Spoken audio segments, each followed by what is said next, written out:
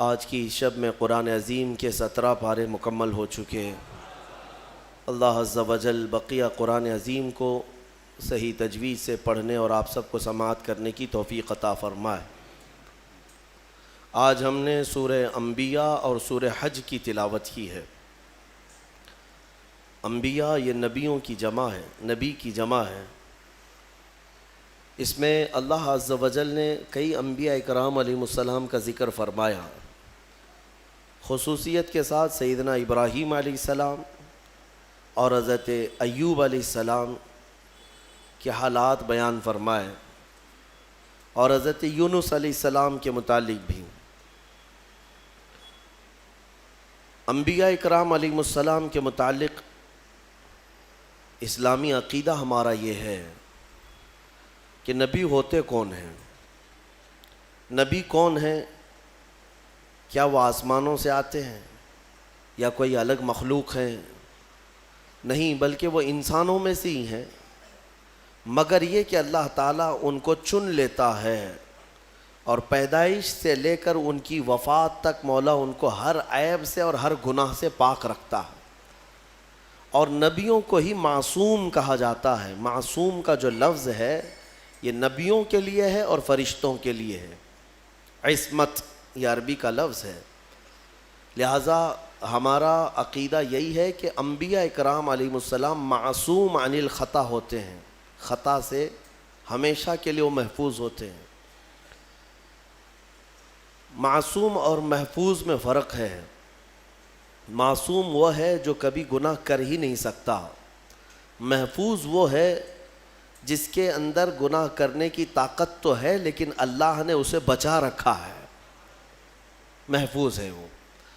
بہرحال انبیاء اکرام علیہ السلام کے بارے میں یہ عقیدہ ہمیشہ رکھنا ہوگا آپ کو کہ وہ ہر عیب سے، گناہوں سے پاک ہوتے ہیں، اور ان سے ریلیٹڈ کسی بھی چیز کو ہلکے میں آپ نہیں لے سکتے۔ کسی بھی نبی کی ادنا سی توہین کرنا کفر ہے، اسلام سے وہ بندہ خارج ہو جائے گا۔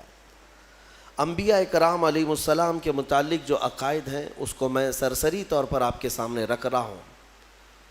نبی جو ہے یہ محنت سے اور عبادت سے نہیں بنتے۔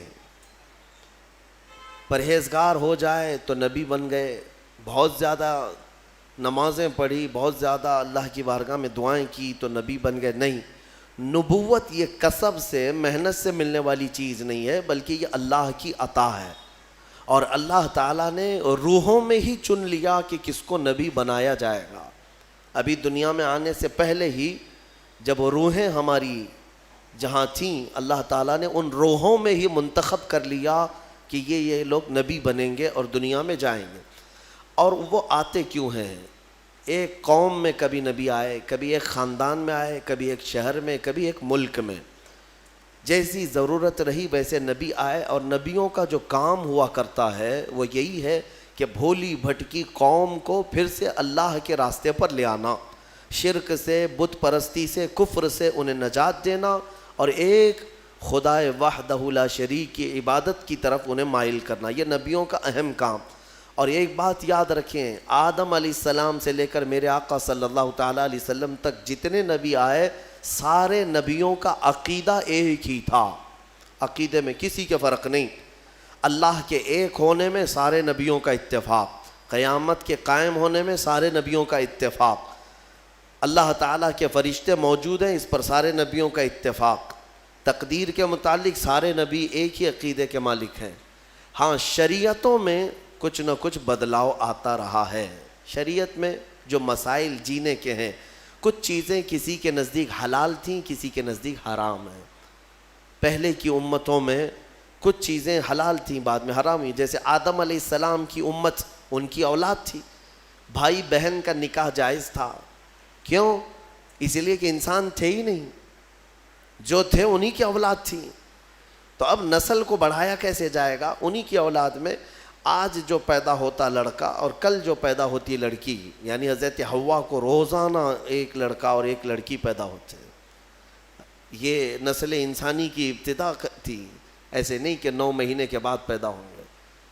تو آج جو پیدا ہوتا لڑکا اور کل جو لڑکی پیدا ہوتی، ان کے ساتھ نکاح کر دیا جاتا، تو ان کی شریعت تھی آدم علیہ السلام کی، اور اس شریعت میں جائز تھا بھائی بہن کا نکاح، لیکن اس کے بعد جب نسل انسانی بڑھ گئی تو پھر یہ منسوخ ہو گیا، حکم ختم۔ اسی طرح سے آپ نے قرآن میں سنا بھی ہے سورہ یوسف کی تفصیل میں کہ حضرت یوسف علیہ السلام کو ان کے 11 بھائیوں نے اور عزیز مصر نے اور ان کے والد نے سجدہ کیا۔ سجدے کا لفظ سنا نا؟ تو یہ سجدہ کیا تھا؟ ان کی شریعت میں تعظیم کا سجدہ جائز تھا، تعظیم کے لیے، لیکن بعد میں شریعت محمدی میں یہ سجدہ بھی حرام قرار دیا۔ سجدے تعظیم بھی ہماری شریعت میں جائز نہیں، چاہے وہ حضور کے لیے ہو، کسی اور نبی کے لیے ہو، یا کسی ولی کے لیے ہو، یا کسی کی قبر کے لیے ہو، کسی کے لیے بھی جائز نہیں۔ میرے آقا صلی اللہ تعالیٰ علیہ وسلم نے سارے سجدے ختم فرمائے سوائے رب ذوالجلال کے سجدے کے، اللہ کا سجدہ بس، اس کے علاوہ کسی کے لیے سجدہ جائز نہیں۔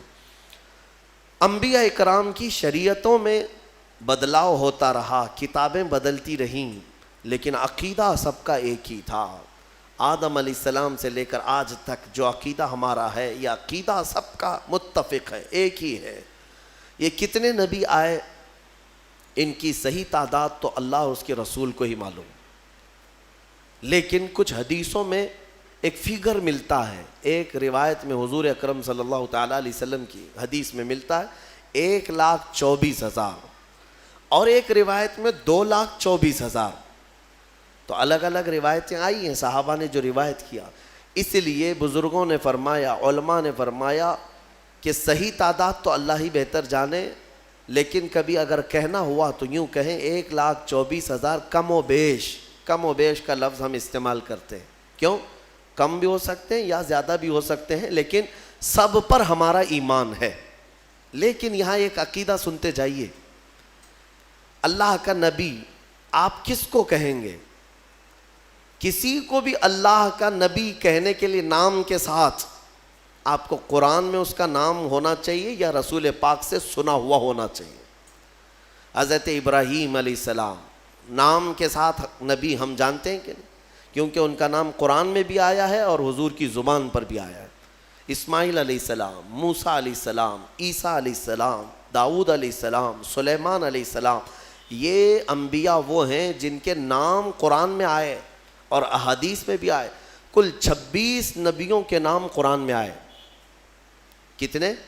26 نبیوں کے نام قرآن پاک میں آئے، اور کچھ ان کے علاوہ احادیث میں نام آئے ہیں، احادیث میں نام آئے ہیں۔ کل ملا کر کے 40 نام ہوں گے۔ اگر 40 نام ہیں تو باقی 1,24,000 کہاں ہیں؟ تو ان کے بارے میں آپ کو من جملہ عقیدہ رکھنا ہوگا، اتنے آئے تھے لیکن ہر ایک کا نام ہمیں معلوم نہیں۔ جتنے نام حضور نے بتائے اتنے ناموں کے ساتھ ہمیں نبی ماننا فرض ہے۔ اب یہاں پر وہی بات آ جاتی ہے، بعض لوگ یہ کہتے ہیں کہ کسی کی تعلیمات اچھی دیکھ کر کے شاید وہ بھی نبی ہو سکتے ہیں، گوتم بدھ بھی نبی ہو سکتا ہے۔ رام کرشن کے بارے میں بھی کچھ لوگوں نے کلام کر دیا۔ ہاں، یہ میں ان لوگوں کی بات نہیں کر رہا ہوں جو رام کرشن کے بھکت ہیں، بلکہ میں بعض مسلمان اسکالر کہے جانے والوں کی بات کر رہا ہوں۔ ہاں، ان لوگوں کو تحقیق کا بڑا شوق ہے تو تحقیق میں کچھ بھی لٹ مار دیں گے۔ کیوں میاں؟ گوتم بدھ نبی ہیں، نبی ہو سکتے ہیں، یہ کچھ لوگوں نے یہ شوشہ چھوڑا۔ دلیل میں یہ کہتے ہیں ان کی تعلیمات بھی جو ہیں وہ دوسرے نبیوں کی تعلیمات سے ملتی جلتی ہیں۔ اخلاق کی تعلیم ہے، اچھائی کی تعلیم ہے، تصوف کے جتنے بھی مراحل ہیں وہ ان کی تعلیمات میں بھی ملتے ہیں۔ ہو سکتا ہے وہ اپنے زمانے کے نبی رہے ہوں۔ ایک بات یاد رکھ لیں، میں نے جو آپ کو فارمولہ بتایا اس پر ہمیشہ چلیے۔ آپ کسی کو بھی نام کے ساتھ نبی کہنے کے لیے ان کا نام قرآن میں یا حدیث میں آیا ہوا ہونا ضروری ہے۔ اگر قرآن و حدیث میں ان کا نام نہیں آیا تو چاہے اس کی تعلیمات سب سے اعلیٰ ہی کیوں نہ ہو، نبی ہم نہیں کہہ سکتے، نبی نہیں کہہ سکتے۔ اتنی بات یاد رکھیں۔ اور اگر غیر نبی کو آپ نے نبی مان لیا کافر ہو جاؤ گے معاذ اللہ رب العالمین. کسی غیر نبی کو، نبی نہیں تھا اور آپ نے اس کو نبی کہا، کافر ہو جائیں گے. اور کوئی نبی ہیں ان کی نبوت کا انکار کیا تب بھی کافر ہو گئے. بات سمجھ میں آ رہی؟ یہ عقیدہ بہت ہی اہمیت کا عامل ہے، اس لیے اس کو لے کر کے چلیں. آپ غیر نبی کو آپ نبی کہہ نہیں سکتے. اب یہ انبیاء کرام علیہم السلام اللہ تعالیٰ کے محبوب اور مقبول بندے، اللہ تعالیٰ براہ راست ان پر وحی فرماتا ہے، پیغامات بھیجتا ہے. مخلوق کو اللہ تعالیٰ ڈائریکٹ بات نہیں کرتا. تمام بندوں سے اللہ تعالیٰ وما کان اللہ تبارک و تعالیٰ فرماتا ہے کہ اللہ تبارک و تعالیٰ کسی بشر سے بات نہیں کرتا مگر یہ کہ کسی نبی کے ذریعے سے، وحی کے ذریعے سے. انبیاء اکرام علیہ السلام ذریعہ ہیں بندوں اور رب تعالیٰ کے بیچ میں. جو احکام اللہ کے پہنچانے ہوتے ہیں وہ بندوں کے ذریعے سے، نبیوں کے ذریعے سے پہنچائے جاتے ہیں. اب آپ توجہ چاہتا ہوں، 1,24,000 کم و بیش جتنے بھی نبی آئے کہاں سے شروع ہوئے کہاں پہ ختم ہوئے یہ بھی ماننا ضروری ہے آپ کو. اسلامی عقیدہ، سب سے پہلے نبی آدم علیہ السلام اور سب سے آخری نبی محمد صلی اللہ علیہ وسلم، یہ دونوں چیزیں بھی ماننا آپ کو ضروری ہے. قرآن پاک جب مکمل ترتیب دے دیا گیا نا، مکمل ترتیب دے دیا گیا تو ادھر ایک اور ادھر ایک، جس کو ہم رٹ کہتے ہیں نا، رٹ پٹھا یعنی کور، اس کو عربی میں دفت کہا جاتا ہے. ما بین الدفتین، یعنی 2 رٹ کے کور لگا دیے گئے قرآن کو. اور حضرت عثمان غنی نے فرمایا اب قرآن وہی ہے جو ان 2 رٹ کے بیچ میں ہے، اس میں کوئی ایک ورق زیادہ بھی نہیں کرے گا اور ایک ورق اس میں سے نکالے گا بھی نہیں، سب گنا جا چکا ہے. اور اگر یہ رٹ ہٹ گیا یعنی یہ کور ہٹ گیا تو کوئی بھی اس میں اضافہ کرے گا یا کم کرے گا. میں یہ مثال اس لیے دے رہا ہوں، آدم علیہ السلام ابتدائے انبیاء اکرام میں پہلے نبی ہیں اور محمد صلی اللہ تعالیٰ علیہ وسلم آخری نبی ہیں. یہ دونوں اول و آخر کا ماننا بہت ضروری ہے. ان میں ایک نبی کو بھی ہٹایا تو بہت سارے ظالم دوسروں کو لا کر اندر داخل کریں گے. وہ بھی نبی ہیں، یہ بھی نبی ہیں. اور اسی لیے انبیاء کرام میں ایمان کی جب بات آتی ہے تو خاص طور پر ہم یہ ذکر کرتے ہیں سارے نبیوں کو ماننا ہمارے لیے ضروری ہے، سارے نبیوں پر ایمان ہے. لیکن محمد صلی اللہ تعالیٰ علیہ وسلم کے بارے میں کچھ عقیدے الگ ہیں، خاص ہیں. وہ یہ ہے کہ وہ نبی بھی ہیں، رسول بھی ہیں، افضل الرسل بھی ہیں، سید الانبیاء بھی ہیں. یہ سب ماننا ہر مومن کے لیے ضروری ہے. وہ امام الانبیاء بھی ہیں، امام الاولین امام الآخرین بھی ہیں. اور سب سے مضبوط چیز یہ ماننا ضروری ہے کہ میرے محمد صلی اللہ علیہ وسلم خاتم النبیین ہیں. اب ان کے بعد کوئی نبی نہیں آ سکتا. اگر کسی نے نبوت کا دعویٰ کیا میرے آقا کے بعد، حدیث میں اس کو دجال کہا گیا ہے. وہ دجال ہے. دجال کسے کہتے؟ سب سے بڑا جھوٹا. وہ جو بڑا دجال آئے گا وہ بعد میں آئے گا، لیکن جو نبوت کا دعویٰ کرتے ہیں وہ بھی دجال ہیں. حضور کی ایک حدیث میں میرے آقا نے فرمایا میرے بعد تم دیکھو کہ قریب 30 دجال آئیں گے اور سب نبوت کا دعویٰ کریں گے. حضور کے انتقال کے، وفات کے فوراً بعد ہی 2 دجال ظاہر ہو گئے تھے، مسیلمہ کذاب اور اسود عنسی. یہ دونوں نے نبوت کا دعویٰ اسی زمانے میں کر دیا تھا اور دونوں مارے گئے ہیں، مسیلمہ کذاب اور اسود عنسی. حضرت خالد بن ولید کے لشکر میں یہ دونوں مارے گئے ہیں. ان دونوں جھوٹوں کو قتل کر دیا گیا. اور بہت سارے دنیا میں ایسے آئے اور مارے گئے. اس کے بعد یہ ایک ہمارے لیے سوئے قسمت ہے کہ ہندوستان میں بھی یہ داغ آیا. قادیان پنجاب کا ایک علاقہ ہے، وہاں ایک کانا شخص پیدا ہوا جس کا نام غلام احمد تھا. انگریزوں نے اسے پالا تھا اور بڑا کر کے اس کو تعلیم دے کر کے پھر اس سے نبوت کا دعویٰ بھی کروایا. قادیانیت ایک پورا کا پورا آج ایک فرقہ ہے، ایک پورا دین پھیلا دیا۔ مرزا غلام احمد قادیانی، اس نے نبوت کا دعویٰ کیا، یہ 100 سال پہلے کی بات کر رہا ہوں، وہاں وہ انگلش نبی بن کر کے آیا تھا، اور لوگوں میں اپنے نبی ہونے کا بلکہ عیسیٰ علیہ السلام سے افضل ہونے کا بھی دعویٰ کرتا تھا، اور بھینگا تھا، کانا تھا، ایک آنکھ سے کمزور تھا۔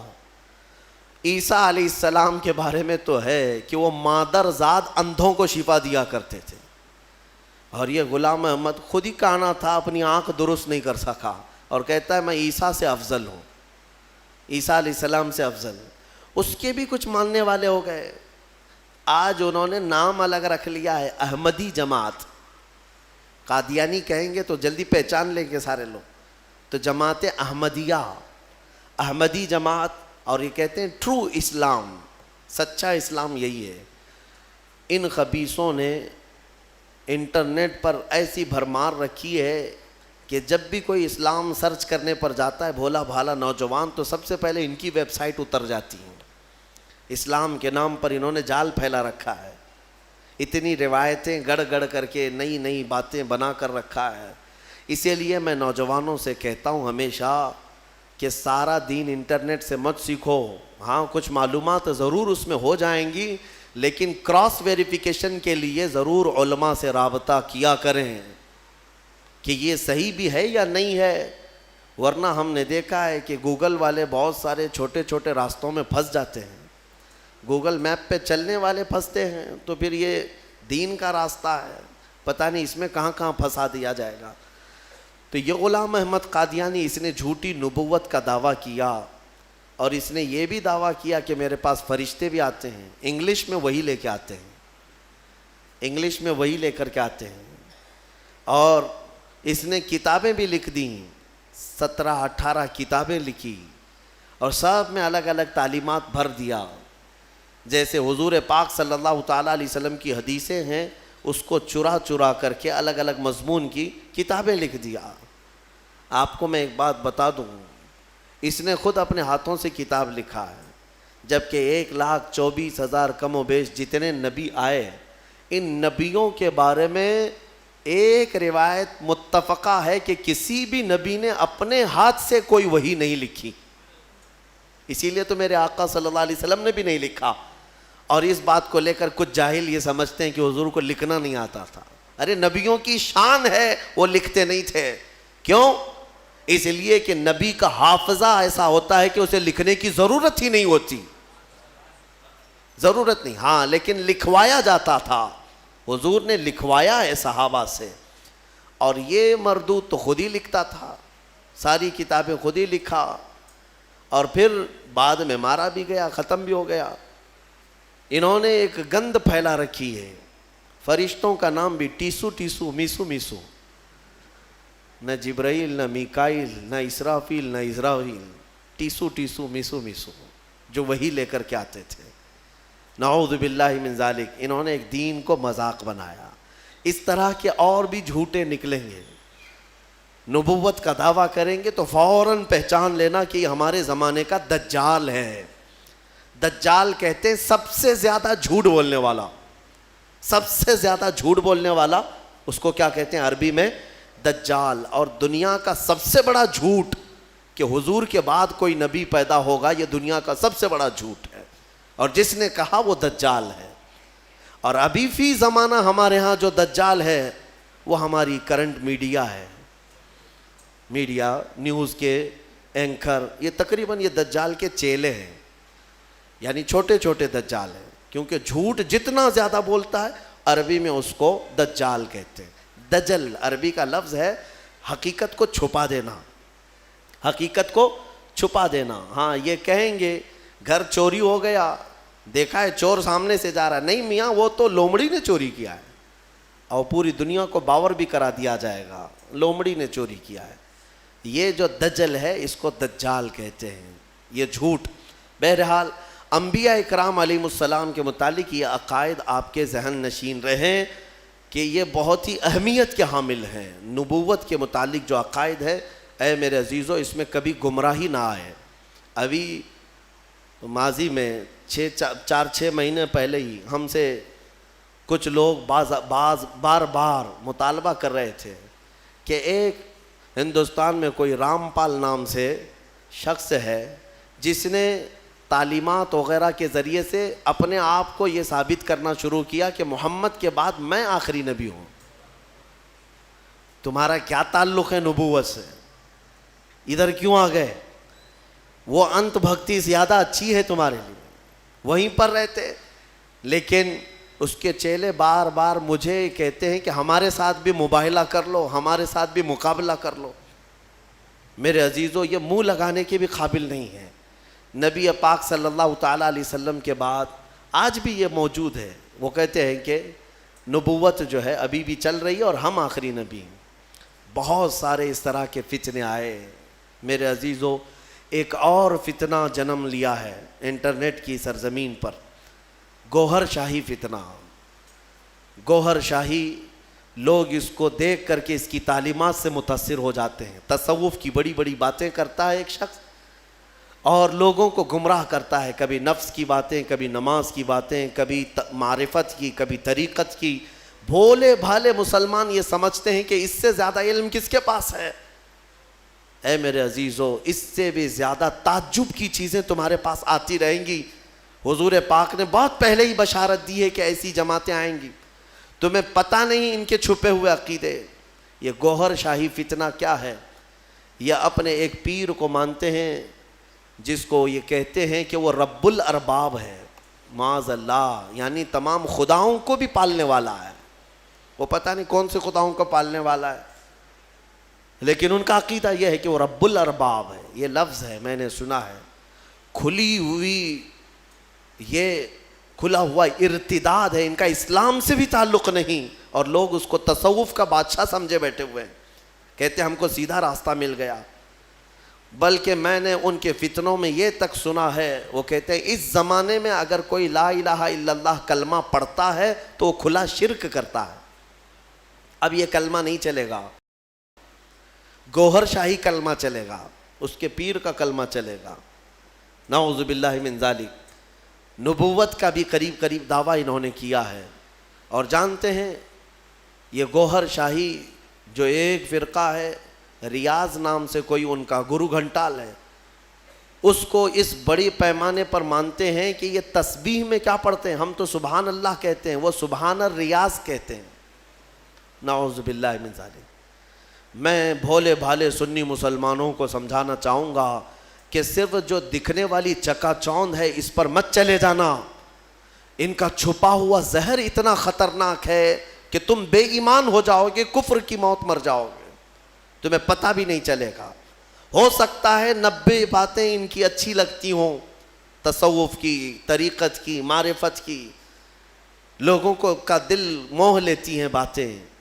انسان کے اندر کی حقیقت بتا رہا ہے، انسان کے عروج و ارتقاء کی منزلیں بتا رہا ہے، انسان کے برزخی زندگی بتا رہا ہے. تو لوگوں کو نیا پن اچھا لگتا ہے، اٹریکٹ ہوتے ادھر چلے جاتے ہیں. لیکن تمہیں پتہ نہیں اس اٹریکشن میں آپ کب کے دین کھو بیٹھتے ہو، ایمان چلا جاتا ہے.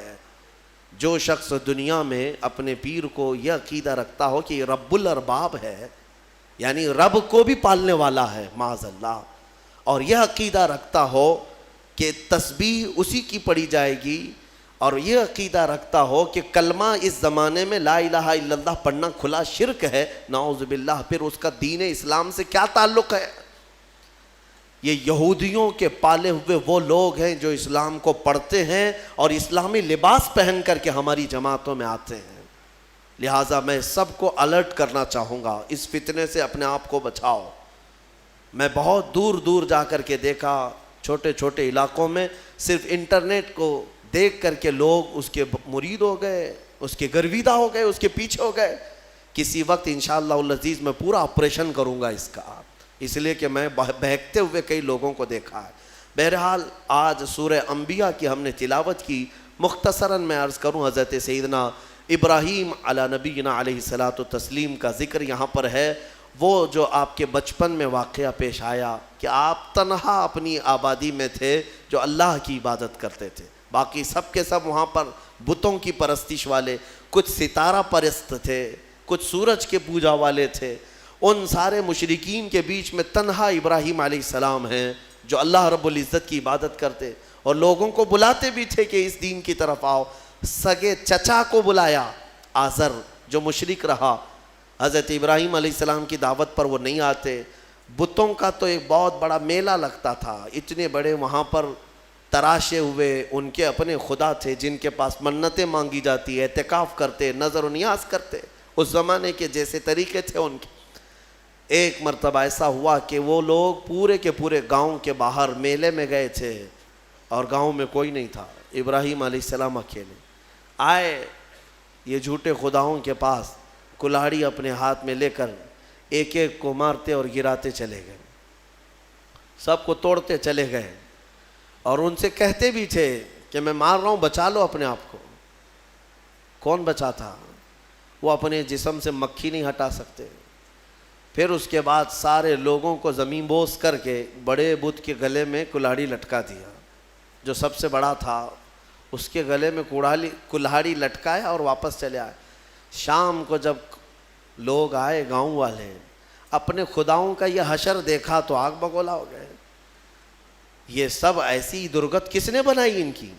قرآن میں اللہ تعالیٰ فرماتا ہے قالوا من فعل هذا بآلهتنا، سب کہنے لگے کہ کس نے کیا ہمارے خداؤں کے ساتھ ایسے؟ پھر سب آپس میں بات کرنے لگے، قالوا سمعنا فتى يذكرهم يقال له ابراہیم، ہم نے سنا ہے کہ ایک نوجوان رہتا ہے جس کا نام ابراہیم ہے، اسی نے کیا ہوگا، وہ اکیلا نہیں آیا تھا ہمارے ساتھ۔ تو لوگوں نے کہا بلاؤ اس کو۔ بادشاہ وقت کے سامنے بلایا گیا اور پوچھا گیا اَأَنْتَ فَعَلْتَ هَذَا بِآلِهَتِنَا یا ابراہیم، اے ابراہیم ہمارے خداؤں کے ساتھ تو نے ایسا کیا ہے؟ یہ سب ایسی درگت ان کی تو نے بنائی، سب ٹکڑے ٹکڑے نیچے گرے ہوئے ہیں۔ قال بل فعلہ کبیرہم، ابراہیم علیہ السلام نے کہا نہیں، ان کے بڑے نے کیا ہے، ان کے ساتھ ان کے بڑے نے کیا ہے۔ بڑا بہت موجود تھا نا، بڑا جس کی کلاڑی گلے میں لٹک رہی تھی، تو لوگ حیرت میں رہ گئے کہ ایک بڑے نے چھوٹوں کو سب کو کیسے مار دیا۔ ابراہیم علیہ السلام نے ذو معنی بات کی تھی، یعنی جس کو دو معنی والی بات کہا جاتا ہے۔ وہ تو جاہل سمجھ رہے تھے کہ ابراہیم نے کہا ہمارے بڑے خدا نے سب ایسا کیا، جبکہ ابراہیم علیہ السلام کی نیت یہ تھی کہ ان کا بڑا تو میں ہی ہوں، ان کا بڑا میں ہی ہوں، ان کے بڑے نے کیا ہے، آپ سچ ہی بول رہے تھے۔ لوگوں نے کہا ان کا بڑا ایسا کیسے کر سکتا ہے، ایسے کیسے کر سکتا ہے؟ تو آپ نے کہا باقی تو سب مرے ہیں، ایک تو کھڑا ہے، اس سے پوچھو کس نے کیا، ایک تو ابھی باقی ہے نا، اسی سے پوچھو باقی سب کے ساتھ ایسے کس نے کیا۔ تو سب غصے میں لال پیلے ہو گئے، کہا کہ تم ہمارے خداؤں کے بارے میں ایسی ایسی باتیں کرتے ہو۔ تو ابراہیم علیہ السلام نے کیا جملہ کہا کہ اُفٍ لَكُمْ وَلِمَا تَعْبُدُونَ مِن دُونِ اللَّهِ أَفَلَا تَعْقِلُونَ، لعنت ہے تم لوگوں پر، اللہ کے سوا دوسروں کی عبادت کرتے ہو، ایسوں کی جو نہ اپنے آپ کو بچا پا رہے ہیں، نہ کسی کو نفع دے سکتے ہیں، نہ نقصان دے سکتے ہیں، ایسوں کی عبادت کرتے ہو۔ اب ظاہر سی بات ہے حق بات کڑوی ہوتی ہے، کڑوی لگتی ہے، ہوتی نہیں ہے، لگتی ہے۔ کچھ لوگوں کو جن کو قبول نہ کرنا ہو، اور غصے میں ان لوگوں نے ابراہیم علیہ السلام کے خلاف ایک محاذ چھیڑ دیا، حکم ہوا کہ ایک آگ لگائی جائے اور انہیں جلایا جائے۔ یہ سن نہیں پاتے ہیں، حالانکہ جو حقیقت ہے وہ بتاؤ تو لال پیلے ہو جائیں گے، غصے میں آ جائیں گے۔ یہ برسوں سے چلا آ رہا ہے، برسوں سے ایسا ہے۔ ابراہیم علیہ السلام کو آگ میں ڈالنے کے لیے انہوں نے جو آگ لگائی، تفسیر میں اس کے لیے فرمایا گیا 1 مہینے تک جلاتے رہے، 1 مہینے تک سارے لوگ لکڑیاں جمع کیے، جنگل کاٹ کاٹ کر کے انہوں نے لکڑیوں کا اوٹ لگا دیا۔ آگ جب بھڑکائی گئی، اندازہ تو کیجئے ایک ابراہیم علیہ السلام کو ڈالنا تھا، تو اتنی آگ کی کیا ضرورت ہے، اتنی آگ کی کیا ضرورت ہے؟ یہ مشرکین کی فطرت ہے کہ انتقام جب لینے کی بات آتی ہے تو یہ بھڑک جاتے ہیں اور بہت ہی زیادہ بڑے پیمانے پر نقصان پہنچانے کے پلان بناتے ہیں، پہلی چیز سے بھی عادت رہی ہے۔ اتنی بڑی آگ لگائی، یہاں تک کہ اوپر سے اگر کوئی پرندہ بھی جاتا تو جل جاتا، اس آگ کی گرمی اتنی تھی۔ اور سب سے پہلے ان لوگوں نے منجنیق بنائی، منجنیق جس میں پتھر رکھ کر کے، جو توپ ہوتا ہے نا، توپ جس طرح اڑاتے ہیں، وہ ابراہیم علیہ السلام کے لیے بنائی گئی سب سے پہلے، کیونکہ قریب میں جا کر کے ڈالے گا کون آگ میں، جو قریب جاتا وہ بھی جل جاتا۔ کافی دور 1 میل تک اس کی گرمی آ رہی تھی۔ منجنیق میں ابراہیم علیہ السلام کو رکھ کر کے اڑایا گیا تاکہ آگ میں وہ اچھل کر کے جائیں، قریب تک تو کوئی جا نہیں سکتا تھا۔ انہوں نے منجنیق میں رکھ کر کے ابراہیم علیہ السلام کو اڑایا۔ جب ابراہیم علیہ السلام آگ میں گرے جا رہے تھے تو اللہ رب العزت نے جبرائیل امین کو بھیجا کہ فوراً جاؤ ابراہیم کے پاس اور ان کو آگ سے بچاؤ۔ جبرائیل آئے اور کہنے لگے الک حاجت یا خلیل اللہ، اے اللہ کے خلیل کوئی حاجت ہو تو بتا دے، آگ میں گرنے کے قریب ہیں۔ ابراہیم علیہ السلام کہتے ہیں حاجت تو ہے مگر تم سے نہیں، میرے رب ذوالجلال سے۔ یہ توکل تھا، یقین تھا۔ اللہ تعالیٰ فوراً فرماتا ہے قلنا یا نار کونی بردن و سلاما علی ابراہیم، ہم نے کہا اے آگ ابراہیم پر ٹھنڈی ہو جا، سلامتی والی ہو جا۔ اللہ کا یہ حکم تھا، یا نارو، اے آگ۔ اس وقت حضرت ابراہیم علیہ السلام کے لیے جو جلائی گئی تھی آگ، وہ دکھ تو رہی تھی آگ، لیکن اندر سے ایسی ٹھنڈی تھی جیسے کسی باغیچے کی ٹھنڈی ہوا۔ ابراہیم علیہ السلام اس میں کئی دنوں تک رہے اور آپ کے جسم تو دور کی بات، آپ کے کپڑے کا رواں تک نہیں جلا۔ اور اتنا ہی نہیں، روایات میں ملتا ہے کہ اس زمانے میں پوری دنیا میں جہاں جہاں آگ جل رہی تھی ساری آگ ٹھنڈی ہو گئی تھی، کیونکہ اللہ نے فرمایا یا نارو، اے آگ ٹھنڈی ہو جا۔ تو ہر آگ نے یہ محسوس کیا کہ یہ حکم میرے لیے تو نہیں ہے، دنیا میں جہاں جہاں آگ جل رہی تھی سب ٹھنڈی ہو گئی۔ ابراہیم علیہ السلام کے لیے ٹھنڈی کی گئی تھی ایک آگ، لیکن دنیا کی ہر آگ ٹھنڈی ہوئی ہے۔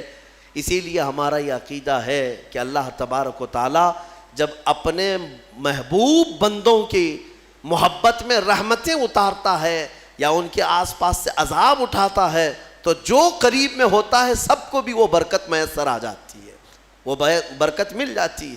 ابراہیم علیہ السلام کئی دنوں تک وہاں رہے اور اس کے بعد آگ بجھائی گئی، اور جب آگ کو ٹھنڈا کیا گیا تو ابراہیم علیہ السلام اپنے کپڑے جھاڑتے ہوئے کئی دنوں کے بعد آگ سے باہر آ رہے ہیں۔ میرے عزیزو، وہاں کیسے رہے آپ؟ یہاں تک کہ روایات بتاتی ہیں کہ ابراہیم علیہ السلام کو اس آگ کے اندر پھل بھی ملتے تھے، غذا بھی ملتی تھی، پانی بھی ملتا تھا، ساری نعمتیں ملتی تھی، اور کھاتے بھی رہتے تھے، پیتے بھی رہتے تھے۔ یعنی ابراہیم علیہ السلام کے لیے اللہ تعالیٰ نے وہ مکمل ایک بہترین آرام دہ باغیچہ بنایا۔ یہ مولا کی شان ہے، وہ جب آگ کو چاہے ٹھنڈا فرمائے اور کبھی ٹھنڈے کو چاہے تو وہ آگ بھی بناتے، اس کی قدرت کے فیصلے۔ ابراہیم علیہ السلام جب باہر آئے تو جانتے ہیں وہاں پر موجود لوگ جنہوں نے دیکھا وہ ابراہیم علیہ السلام پر ایمان لے آئے۔ اب ابراہیم علیہ السلام کے اس معجزے کے بعد گاؤں والے اور پریشان ہو گئے، جس کو ہم ہمیشہ کے لیے ختم کرنا چاہ رہے تھے، اب تو یہ آگ سے باہر آنے کے بعد ہمارا آدھا گاؤں اپنے دین میں لے لیا ہے۔ اور ابراہیم علیہ السلام کے پیروکار اور بڑھ گئے۔ پھر وہاں سے ہجرت کر کے آپ کو بابل، یہ شہر عراق کا ہے، بابل، آج بھی وہ عراق کا شہر موجود ہے، بابل، انگلش میں اس کو بیبیلون کہتے ہیں، دنیا کی سب سے پرانی آبادی جہاں ہے۔ یہاں سے ہجرت کر کے پھر ابراہیم علیہ السلام فلسطین آئے جو مصر کا حصہ تھا۔ عزیزان گرامی، اس میں دو باتیں یہاں پر نقل کی جاتی ہیں۔ ایک بات تو یہ ہے کہ سارے لوگ جو وہاں پر ابراہیم علیہ السلام کو آگ لگانے میں مصروف تھے وہ کیا ہوئے؟ آگ جب بجھی ایک ہی دن کے اندر اللہ نے اس قوم پر ایسا عذاب نازل کیا کہ ان کے جسم زندگی میں ہی سڑ گئے، ایسے کہ ان کی انگلی لگاؤ تو گوشت نکل جائے، گلن ہو گئی، سڑن ہو گئی۔ ایک شام تک پوری آبادی سڑ گئی اور گل گئی، سب کے سب ہلاک و برباد ہوئے۔ جنہوں نے اللہ کے نبی کو آگ میں ڈالا تھا، ان کا برا انجام، وہ عذاب میں گرفتار ہوئے۔ ہاں ایک بات یہ بھی میں بتا دوں کہ جن لوگوں نے ابراہیم علیہ السلام کی حمایت کی تھی، اللہ نے ان کو اپنی محبت سے بھی نوازا اور عنایتوں سے بھی نوازا۔ روایت میں 2 جانوروں کا بھی ذکر آتا ہے، 2 جانوروں کا، ایک مینڈک کا اور ایک گرگٹ کا، اور چھپکلی کا بھی ہے کہ گرگٹ نے یہ پھونک پھونک کر کے آگ کو بڑھانے کی کوشش کی، اور مینڈک نے تھوک تھوک کر کے پانی آگ کو بجھانے کی کوشش کی کہ اللہ کے نبی ہیں۔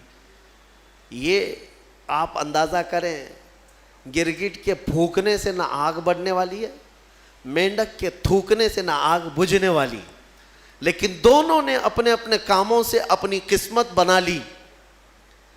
گرگٹ کی ہمیشہ یہ قسمت بن گئی کہ میرے آقا صلی اللہ علیہ وسلم نے فرمایا یہ گستاخ نبی ہے، جہاں اسے پاؤ مار ڈالو، اور ایک مار میں مارو تو زیادہ ثواب ہے، ثواب ہے اس کو۔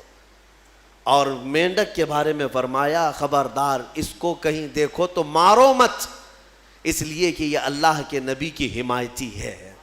اللہ کے نبی کے لیے یہ دعا کر رہی تھی، تھوک کر کے آگ بجھانے کی کوشش کر رہی تھی۔ ایک جانور پر ہمیشہ کے لیے اللہ کی رحمت اور ایک پر اللہ کا غضب۔ اس سے اندازہ ہوتا ہے کبھی کبھار کاموں سے کچھ ہوتا نہیں ہے، بگڑتا کچھ نہیں ہے، لیکن انسان اپنی تاریخ بدل جاتا ہے۔ آج میں یہی کہنا چاہوں گا، کسی ظالم نے اگر میرے نبی کی شان میں بھونکا ہے یا قرآن پر انگلی اٹھایا ہے تو قرآن کا بھی کچھ نہیں ہونا اور رسول کی عزت کا بھی کچھ نہیں ہونا، لیکن ان ظالموں نے اپنی قسمت بنا لی، ہمیشہ کے لیے مردود اور ملعون ہو گئے۔ اور تمہارے لیے میں کہتا ہوں، 2 جملے اگر تم نے حضور کی شان میں بیان کر دیے، قرآن کی شان میں بیان کر دیے، تو یہ بھی میں بتا دوں، نہ رسول کی شان تمہارے بولنے سے بڑھنے والی، نہ قرآن کی شان بڑھنے والی، ان کی شان تو خود میرے مولا نے بڑھا رکھی ہے۔ ہاں لیکن اتنا ہوگا کہ ان تمہارے 2 جملوں سے تم بھی قیامت تک اپنی قسمت بنا لے جاؤ گے۔ ہاں تم پر لوگ آئیں گے، رحمتوں کے پھول برسائیں گے۔ ہاں ایک زمانے میں کوئی آیا تھا، جب کوئی گالی دے رہا تھا میرے مصطفیٰ کو کہ پیٹھ پیچھے کا علم نہیں، لیکن ایک عاشق تھا جو کہہ رہا تھا اور کوئی غیب کیا تم سے نہا ہو بھلا، جب نہ خدا ہی چھپا تم پہ کروڑوں درود۔ دیکھیں یاد ہے 100 سال گزر گئے بریلی کے امام کو دنیا سے گئے ہوئے، لیکن آج بھی جب مجمع میں اس اعلیٰ حضرت کا ذکر آتا ہے تو ایسا لگتا ہے کہ مجمع میں ایک جان سی پڑ گئی ہے، روح آ گئی ہے۔ کیوں؟ اس لیے کہ اپنے زمانے میں قلم ہی تو اٹھایا تھا، قلم ہی اٹھایا اور اپنے گھر پر بیٹھ کر کے دفاع کیا رسول پاک کی عزت کا۔ اسی لیے میں کہتا ہوں یہ مت سمجھنا کہ تمہارے کہنے سے کیا ہونے والا ہے، تمہارے بولنے سے کیا ہونے والا ہے۔ ارے میں تو ایک چھوٹا آدمی، حضور کی شان میں بول کر کے کیا کر لوں گا، باقی بڑے بڑے نکارے بج رہے ہیں۔ ایسا نہیں ہے میرے عزیزو، مینڈک نے صرف 2 بوند تھوکے تھے، لیکن صدیاں گزر گئی، آج بھی اس پر اللہ کی رحمت ہے۔ آگ بجھانے کی کوشش کی تھی، نبی کی حمایت کی تھی، اللہ نے آج تک اس پر رحمت کی ہے۔ اسی طرح آپ بھی اپنی قسمت کا حصہ لے سکتے ہو۔ دنیا بھونک رہی ہے تو بھونکنے دو، لیکن تم جب بھی جوش میں آئے یا جذبے میں آئے تو یوں کہا کرو، رہے گا یوں ہی ان کا چرچا رہے گا، پڑے خاک ہو جائیں جل جانے والے، خاک ہو جائیں عدو جل کر، مگر ہم تو رضا، دم میں جب تک دم ہے ذکر ان کا سناتے جائیں گے۔ تمہارے کہنے سے آپ کیا سمجھتے ہیں کچھ نہیں ہوگا؟ بہت ہوگا، بہت ہوگا۔ آنے والی 100 نسلیں بھی یاد رکھیں گی کہ نبی پر کوئی بھونک رہا تھا تو ایک عاشق جواب بھی دے رہا تھا، میرے مصطفیٰ کریم صلی اللہ علیہ وسلم کی عزت پر بات کر رہا تھا۔ یہ تاریخ بن جائے گی۔ یہی نہیں، قیامت کے دن بھی کروڑوں کا نہیں اربوں کا مجمع ہوگا، لیکن تمہارا نام لے کر میرے مصطفیٰ پکاریں گے۔ نام لے کر پکاریں گے. کہاں ہے فلاں بن فلاں؟ جب لوگ گالیاں دے رہے تھے تو تیری زبان میرے نغمات بول رہی تھی. جب لوگ ہرزہ سرائی کر رہے تھے تو کوئی کہہ رہا تھا محمد سید الکونین والثقلین والفریقین من عرب ومن عجم. 700 سال ہو گئے امام بوصیری کو دنیا سے گئے ہوئے، لیکن آج بھی ہمارے مجمع میں مولایا صلی وسلم کے قصیدے گنگنائے جاتے ہیں. کیوں؟ اس لیے کہ وہ ایک چٹائی پر بیٹھ کر کے ہی میرے مصطفیٰ کی شان بیان کیا. مولا نے امام بوصیری کو ہمیشہ کے لیے زندہ کر دیا، ہماری مجموع میں زندہ کر دیا. دیکھیں حضور کی شان میں جس نے بھی کہا وہ آج بھی زندہ ہیں، ان کے نغمات بھی زندہ ہیں، ان کے اشعار بھی زندہ ہیں. گستاخی کرنے والے آئے چلے گئے، کہاں ہے ان کی گستاخیاں کہاں ہیں؟ نہیں ملیں گی تمہیں. لیکن ہر زمانے میں ہر علاقے میں، ارے یہاں کرناٹک ہے آپ کا علاقہ، آپ کی زبان ویسے تو کنڑ ہے یا ہندی ہے یا جو بھی ہے، آپ کو عربی سے کیا تعلق ہے؟ عربی جانتے بھی نہیں ہو. لیکن جب کبھی کوئی مولا یا صلی وسلم دائماً ابدا پڑھتا ہے، سمجھ میں کچھ نہ آئے، ہاتھ بھی باندھ لیتے ہو، گردن بھی جھکا لیتے ہو. کیوں کرتے ہو؟ اس لیے کہ یہ عشق کی بولی ہے، عشق کی بولی ہے. اور ایک عاشق نے کہا تھا تنم فرسودہ جہاں پارا سے ہجراں یا رسول اللہ، دلم پژمردہ آوارا سے عصیاں یا رسول اللہ. فارسی کلام ہے، علامہ عبد الرحمن جامی کا لکھا ہوا ہے، لیکن جب ہم اردو والوں میں بھی پڑھتے ہیں تو گردنیں جھومنے لگ جاتی ہیں. کیوں؟ عشق کی بولی ہے، عشق کی بولی ہے. اور یہاں پر عشق کی بولی کے لیے نہ نسل دیکھی جاتی ہے، نہ رنگ دیکھا جاتا ہے کہ بولنے والا کون سی ذات کا ہے. حتیٰ کہ میں آپ کو یہ بتاؤں کہ بارڈر بھی نہیں دیکھے جاتے، ہندوستان کا ہے کہ پاکستان کا ہے، یہ بھی نہیں دیکھا جاتا. عشق کی بولی اگر بارڈر کے باہر سے آتی ہے تب بھی سویکار کیا جاتا ہے کہ نبی کی تعریف کر رہا ہے. محمد کی محبت دین حق کی شرط اول ہے، اسی میں ہو اگر خامی تو سب کچھ نامکمل ہے. وہاں سے اقبال پکار رہا ہے، دوسری زمین سے اقبال پکار رہا ہے کہ محمد سے وفا تو نے تو ہم تیرے ہیں، یہ جہاں چیز ہے کیا لوح و قلم تیرے ہیں. ہم نے اشعار دیکھے، زبان دیکھی، پھر یہ نہیں پوچھا کس خاندان سے ہے، کس ملک کا ہے، کس زمین پہ رہتا ہے، کس کا شاگرد ہے. ہم نے کچھ نہیں دیکھا، بلکہ اشعار میں مٹھاس تھی تو نغمات کو زبان پہ بھی چڑھا لیا اور سینے پہ بھی بسا لیا. میرے عزیزو اتنا ہی نہیں، دوسرے ملک میں جاؤ، افریقہ کی سرزمین ہے، مصر کی سرزمین ہے. مصر میں عربی لوگ ہیں، لیکن ہم نے باضابطہ دیکھا ہے مجلس ختم ہوتی تھی جمعہ کے دن، وہاں پر کئی علماء ہوتے، مجلس ختم ہونے کے بعد بڑے بڑے علماء، جامعہ ازہر کے بھی علماء ہوتے، اور کھڑے ہو کر کہتے تم ہندوستانی ہو؟ کہتے ہاں. کہو پھر وہ پڑھو مصطفیٰ جان رحمت پہ لاکھوں سلام. ان کو کیا سمجھ آتی تھی؟ کیا سمجھ ہے؟ ہم نے پوچھا بھی تھا سمجھتے ہیں آپ؟ کہتے نہیں سمجھ تو نہیں آتی، لیکن اس میں مٹھاس ہی کچھ اور لگتی ہے. یہ عشق کی بولیاں ہیں میرے عزیزو. جو نبی کی حمایت میں بولا، میرا مولا ہر زبان والے تک اس کی بات کو پہنچاتا ہے. میں نے خود اپنی زندگی میں تجربہ کر کے دیکھا. ہم نے آج سے 1 سال پہلے رمضان المبارک میں ہی ایک پاکھنڈی کو للکار کر کے کہا تھا. ہمارے سامنے مشکل سے 50-60 لوگ رہے ہوں گے، 50-60 لوگ رہے ہوں گے. ہمارا یہ جذبہ تھا، ہمارا یہ درد تھا کہ نبی کی حمایت میں یہاں بیٹھ کر پکاروں گا. لیکن بعد میں مہینے بھر بعد پتہ چلتا ہے کہ نیوزی لینڈ والوں نے بھی سنا ہے، امریکہ والوں نے بھی سنا ہے، آسٹریلیا والوں نے بھی سنا ہے، افریقہ والوں نے بھی سنا ہے، ہر خطے والوں نے سنا ہے. ہر جگہ سے فون آئے، ہر جگہ سے لوگوں نے مجھے سراہا، تعریفیں کی اور داد دیا، دعائیں کی. میں یہ سوچنے پر مجبور ہوا ہبلی کی ایک چھوٹی سی مسجد میں بیٹھ کر اگر میرے مصطفیٰ کی شان بیان کرے تو نہ یہ انٹرنیٹ کا کمال ہے، نہ یہ فیس بک کا کمال ہے، بلکہ مولا رب العزت جب اپنے نبی کی حمایت میں اٹھنے والی آواز ہوتی ہے تو پھر ہر خطے کی زبان تک پہنچاتا ہے. تم کر کے تو دیکھو، نبیوں کی شان بیان کرنا اللہ تبارک و تعالیٰ پہنچانا اپنے ذمے لے لیتا ہے، پہنچانا اس کی شان میں ہے۔ مولا جب تک زندہ رکھے اپنے نبیوں کا حمایتی بنا کر رکھے، اور میرے آقا کے قدموں میں ہماری موت عطا فرمائے۔ وآخر دعوانا ان الحمد للہ رب العالمین۔